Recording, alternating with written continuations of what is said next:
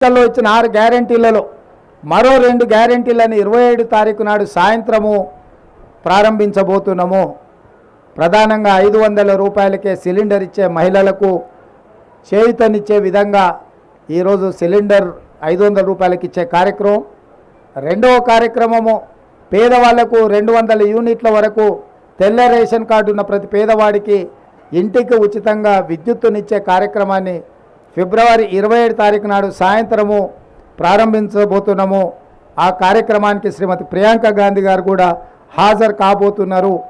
రాష్ట్రంలో ఉన్న చిక్కుముడులను అన్నీ విప్పుకుంటూ ఒక్కొక్కటి పరిష్కరించుకుంటూ ప్రజలకిచ్చిన హామీలను అమలు చేసుకుంటూ దాదాపుగా ఈరోజు ఉచిత బస్సు రవాణా సౌకర్యం కావచ్చు, లేకపోతే రాజీవ్ ఆరోగ్యశ్రీ ద్వారా 10 లక్షల రూపాయలు పేదలకు వైద్యానికి అందించడం కావచ్చు, ఇప్పుడు ప్రారంభించబోయే 500 రూపాయలకే సిలిండర్ కావచ్చు, అదేవిధంగా 200 యూనిట్ల వరకు ఇంటికి ఉచిత కరెంటు కావచ్చు.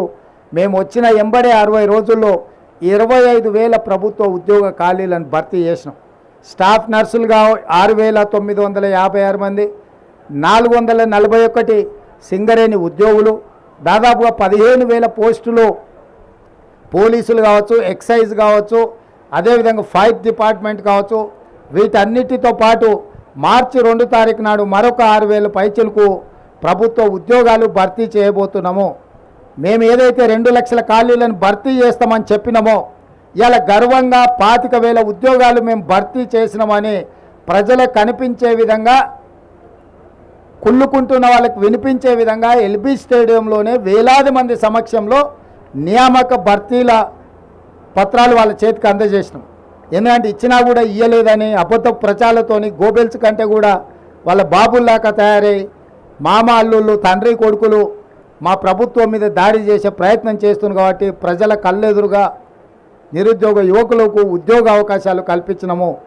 శ్రీధర్ బాబు గారి నేతృత్వంలో ఐటీఐలను ఈరోజు స్కిల్ యూనివర్సిటీస్గా మార్చి 65 ఐటీలను 2,000 కోట్లతోని నైపుణ్యాన్ని అభివృద్ధి చేయాలని ఈరోజు తెలంగాణ రాష్ట్రంలోనే 10 స్కిల్ యూనివర్సిటీలను ప్రారంభించి గ్రామీణ ప్రాంతాలలో ఉండే చదువుకున్న నిరుద్యోగ యువకులకు నైపుణ్యాన్ని నేర్పించి ఆర్థికంగా బలపడే విధంగా ఉద్యోగ ఉపాధి అవకాశాలు కల్పించే విధంగా ఈరోజు మా రాష్ట్ర ప్రభుత్వం ప్రణాళికలు చేపడుతుంది.